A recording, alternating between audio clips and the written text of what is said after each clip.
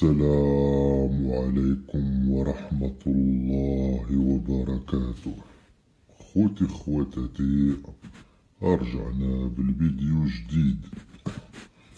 كما قلت لكم قبل، أنا مخبر سابق ملكي، كانوا كيتعطاولي الأوامر مباشرة من هذاك المسمى محمد السادس الجلاد السفاح المجرم.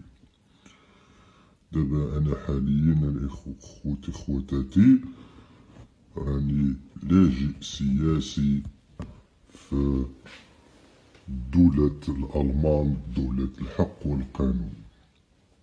المهم هاد خواتاتي كما وعدتكم مرة غادي نبقى ندير فيديوهات بما يتعلق شنو كان كيوقع في القصر ديال الهالك. انا الخصوصية ديالي والاوامر اللي كانت كتعطالي ديريكتومون من السفاح محمد السادس. كما هضرت لكم جوج فيديوهات دازو كيف تم اغتيال سلمى.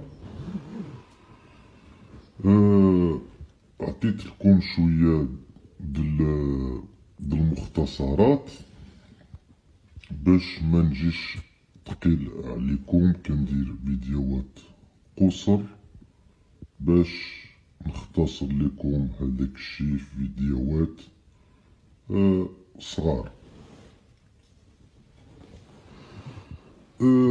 المهم هذه آخر حلقة اللي غادي نتكلم على المرحومة سلمى، ومن دابا الفوق غادي نبقاو نعطي لكم المستجدات ولا الأوامر اللي كانت كتعطالي وشنو كان كيوقع في هداك القصر ولا القصور ديال المجرم محمد السادس.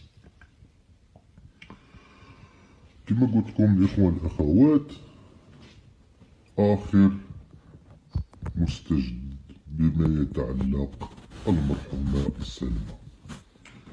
كما قلت لكم الإخوان الأخوات، سلمى قتلتها المسمى بلالهم مريم. وسلمى دابا حاليا هي ما دفناتش في شي بلاصة، هي دابا كما كنقولو حنايا راها في الثلاجة. داروا لها واحد البلاصة في القصر راه هي تما. و البلاصة اللي دخلوها هاد العصابة الحاكمة مراقبة بتقنيات حديثة بزاف. يعني البلاصة هادي يقدر يدخلها غير هاد السفاح، هاد محمد السادس هو اللي يقدر يدخل هاديك البلاصة بوحدو، هو اللي عنده باش تقدر تدخل تما لهاديك البلاصة فين هي المرحومة سلمى. خص البصمات ديال محمد السادس باش تدخل هاديك البلاصة. يعني اللي بغيت نوصلكم الإخوان الأخوات بلا ما يدخلكم الشك راه هربات، راه هي مع شي صديق ديالها في الجزر ديال شي بلد ولا شي حاجة، هداك الشي غير خزعبلات. هداك الشي كيديروه المخابرات ديال المجرم ديال محمد السادس. كيحاولوا يديروا سيناريوهات باللي هربات، باللي راه لهيه، باللي لهيه. هاديك كلشي السيناريوهات كتصنعها المخابرات ديال محمد السادس. سلمى، المرحومة سلمى، راها في القصر تما مخبية، تما مغبرة. هذه هي الحقيقة الإخوان الأخوات. كما كنقول لكم، ربي العالمين هو اللي بغى باش هاد الشي يخرج للعلن و يعرفوه الناس الحقيقة. يعني الإخوان الأخوات، من دابا الفوق كما قلت لكم كاين شي حقائق غادي تستغربوا وبالدلائل. من دابا الفوق غادي نبقى نلوح لكم الفيديوهات مباشرة اش كان كيوقع في القصر. يعني انا المهمة ديالي غنستمر في هذا الشيء. انا عارف يقدروا يوصلوا لي، قادر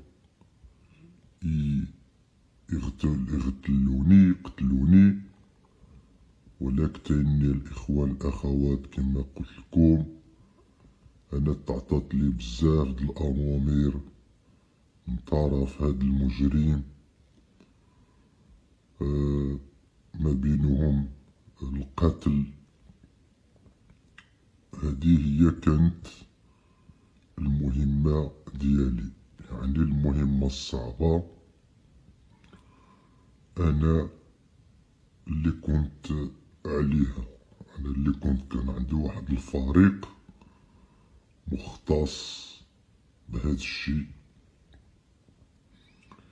يعني بغيت لعل وعسى سيدي ربي العالمين يغفر ليا على هاد الجرائم اللي كنت كندير رغما عن الإرادة ديالي، برا عن الإرادة ديالي، حتى تقهرت وليت كرهت الحياة على هاداك الشي. وهذا هو السبب الرئيسي اللي خلاني نغادر هاديك البلاد ونجي لهاد البلاد اللي راني دابا فيها، بلاد الحرية، الكرامة، العدالة، كتعطي القيمة للمواطن ديالها، كتسهر على باش تحمي المواطن ديالو، ماشي بحال دولة الزريبة. خوتي خواتاتي، في أقرب وقت ممكن إن شاء الله غادي نخرج لكم بالفيديو جديد. السلام عليكم ورحمة الله وبركاته.